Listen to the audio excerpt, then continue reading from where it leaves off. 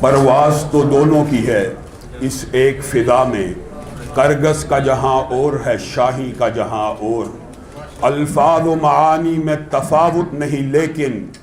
ملا کی ادا اور ہے مجاہد کی ادا اور اپنی ملت پر قیاس اقوام مغرب سے نہ کر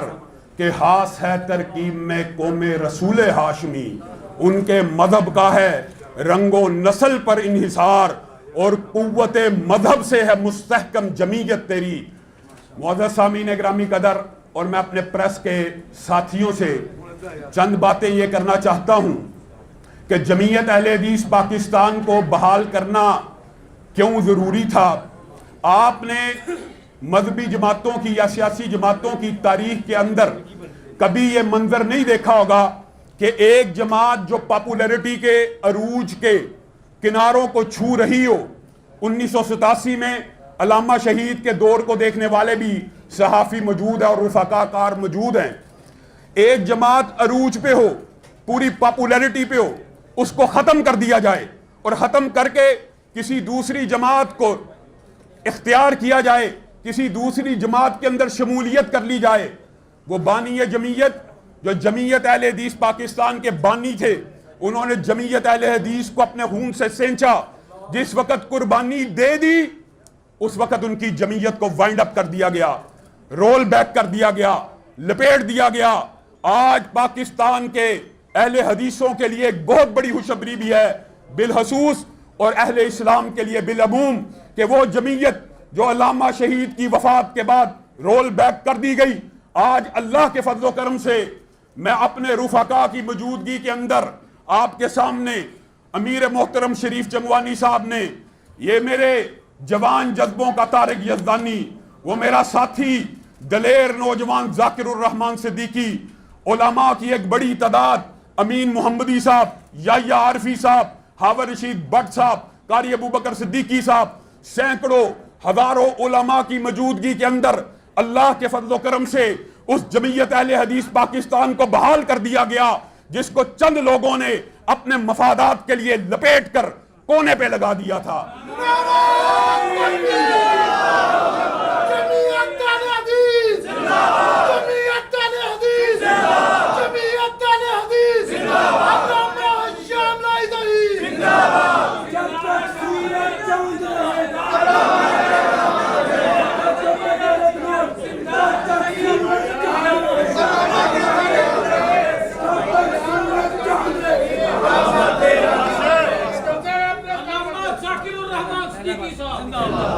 میرے بھائیوں، سب سے پہلے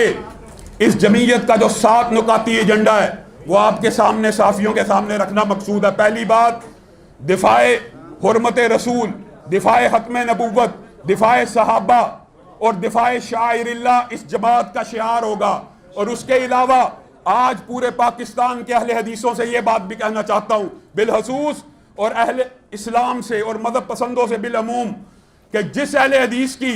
پورے پاکستان کے اندر کوئی مسجد بند ہے، وہ ہمارے دفتر میں درخواست دے، اس مسجد کو کھلوایا جائے گا۔ اور اگر کوئی عالم دین کسی کے اوپر پرچہ اور مقدمہ درج ہے، اس کو رہا کروایا جائے گا۔ یہ ہمارے بنیادی دستور کے اندر اور ہماری دفاعات کے اندر یہ بات شامل ہے کہ کوئی کارکن اب مجبور نہیں، مظلوم نہیں۔ کسی کارکن کو بھی، اگر کسی کارکن کے اوپر بھی کوئی جھوٹا مقدمہ ہوا تو یہ پوری کی پوری قیادت آپ کے شانہ بشانہ اس کارکن کو جیلوں سے رہا کروا کے دکھائے گی۔ اور ایک بات، یہ دستور کے حوالے سے اور اسباق کے حوالے سے، اسی مشن اور منشور کے حوالے سے ایک بات یہ بھی کہنا چاہتا ہوں، اور ذاکر بھائی انشاءاللہ اس حوالے سے بات کریں گے کہ چونکہ دفاع صحابہ ہمارا مشترکہ کاز ہے، ایک عرصے سے دفاع صحابہ کے اوپر نقب زنی کی جا رہی ہے۔ میں لاہور کی انتظامیہ کو، اداروں کو، اسپیشل برانچز سے اس بات کی التماس اور درخواست کرتا ہوں کہ افضال کوثر صاحب ڈی آئی جی صاحب اور آئی جی صاحب نے ہمارے سے وعدے کیے، اور انہوں نے وعدہ کیا کہ یہ جو گستاخ صحابہ اس کے پر مقدمے بھی درج ہوں گے، اس کو گرفتار بھی کیا جائے گا۔ ہم نے احتجاج کی کال دی، انہوں نے کہا علامہ صاحب اب احتجاج نہ کرنا۔ آپ کے سامنے ایک کال کے اوپر چند روز پہلے 6000 سے زائد نوجوان ایوان اقبال میں بھی اکٹھے ہوئے، ہم نے انتظامیہ کی بات کو مانا۔ ہم نے کہا ٹھیک ہے احتجاج کو مؤخر کرتے ہیں، آپ پرچوں کو کاٹیں، اس کو گرفتار کریں، ہم ہمیشہ انتظامیہ سے تعاون کرتے ہیں۔ افضال کوثر صاحب چلے گئے لیکن ہم اپنے وعدے پہ قائم رہے۔ رضوی صاحب بیچارے آئے ہیں، ان کے ناک کے اوپر حملہ ہو گیا، اللہ تعالیٰ ان کو بھی شفا دے۔ اب ڈوگر صاحب آ چکے ہیں، ان سے التماس ہے، ہم انتظامیہ سے تعاون کرنے والے ہیں، لیکن آج آپ کو الٹیمیٹم دیتے ہیں، اگر مرزا جہلمی کے اوپر جو 5 مقدموں کی درخواستیں تھانے ستو قتلہ میں جمع کروا دی جا چکی ہیں، ان کے اوپر ہم نے صرف مقدمہ نہیں کروانا، ہمیں اس کی گرفتاری چاہیے۔ آپ بتائیے، میں صحافی بھائیوں سے پوچھتا ہوں، آپ بھی تو کلمہ گو مسلمان ہیں۔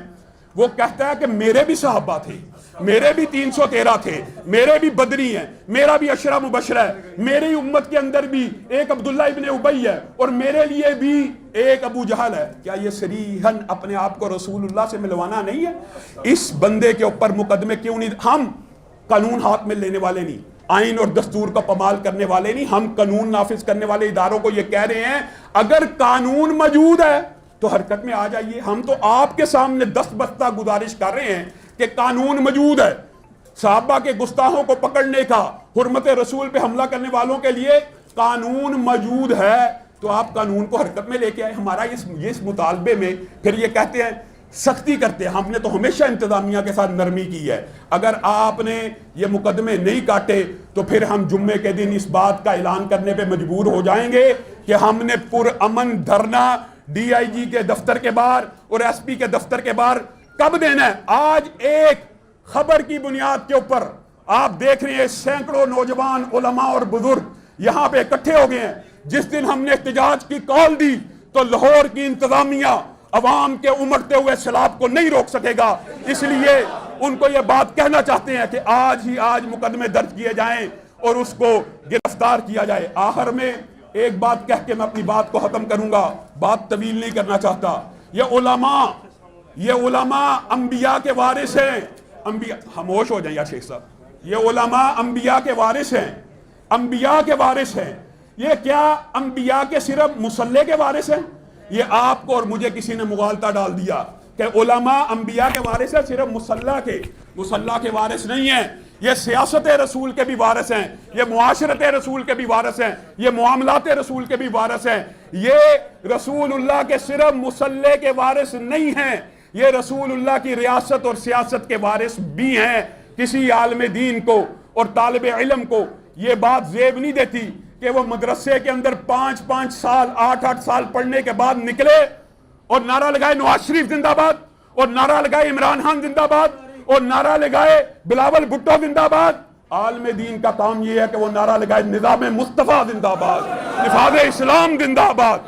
ختم نبوت زندہ باد۔ عالم دین کا کام یہ ہے۔ ہم اتحاد کے قائل ہیں، اتحادی سیاست کے بھی قائل ہیں، لیکن ہم نوکری کے قائل نہیں ہیں اور چاکری کے قائل نہیں ہیں۔ اپنی قوت کو منوائیے، اور انشاءاللہ جس دن میں نے اس بات کو محسوس کیا کہ میں اپنے والد کی روایات کو لٹانے میں ناکام ہو گیا ہوں، آپ سب سے وعدہ کرتا ہوں اسی دن اس منصب سے دستبردار ہو جاؤں گا۔ کرسیوں سے چپکنا،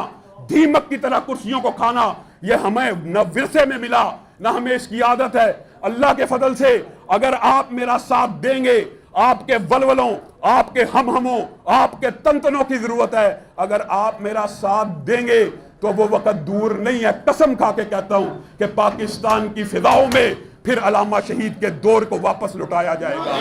آخر دعوانا ان الحمدللہ۔ بنیادی طور پہ 9 مئی کے حوالے سے اللہ کے فضل و کرم سے سب سے پہلے پاکستان میں فوج کی غیر مشروط حمایت کا اعلان ہم نے کیا، اور ہم یہ بات سمجھتے ہیں کہ جو حملہ بلوائیوں اور فسادیوں نے کیا، نہ صرف ان کو قرار واقعی سزا دی جائے بلکہ ان سے جو مالی نقصان ہوا تخمینہ لگا کر ان کی جائیدادوں کو فروخت کر کے قرب کر کے وہ حکومتی اداروں کا، فوجی اداروں کا اور املاک کا جو نقصان ہوا ان سے پورا کیا جائے۔ لیکن ضمنی طور پہ ایک بات میں یہ کہنا چاہتا ہوں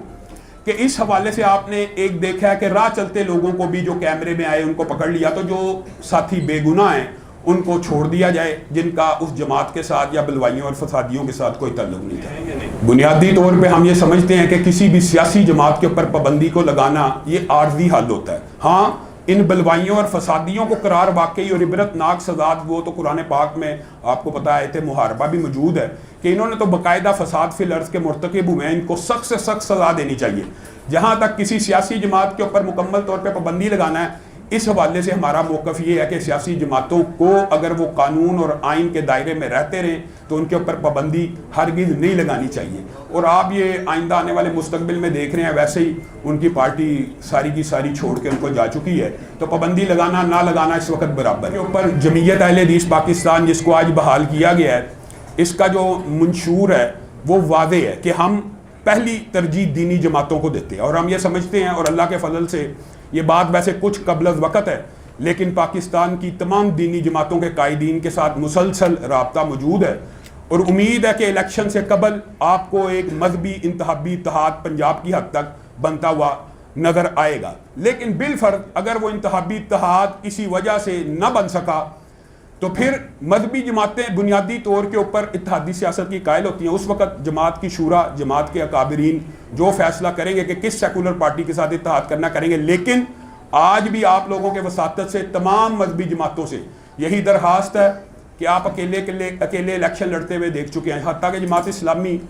75 سال سے الیکشن لڑ رہی ہے، آج اس کی پوزیشن یہ ہے کہ 2003-4000 ووٹوں پہ آ چکی ہے۔ تو ان کو بھی اور تمام دیگر مذہبی جماعتوں کو، جو میرے بھائی ہیں، دوست ہیں، جن سے ملاقات ہوتی ہے، میں ان کو یہ بات سمجھاتا رہتا ہوں کہ اکیلے لڑتے رہیں گے، 3-3 2-2 4-4 ہزار ووٹ لیتے رہیں گے۔ پنجاب کے عوام کا ایک مزاج ہے، وہ یہ ہے کہ وہ ووٹ اس کو دیتے ہیں جس کی جیت ان کو نظر آئے۔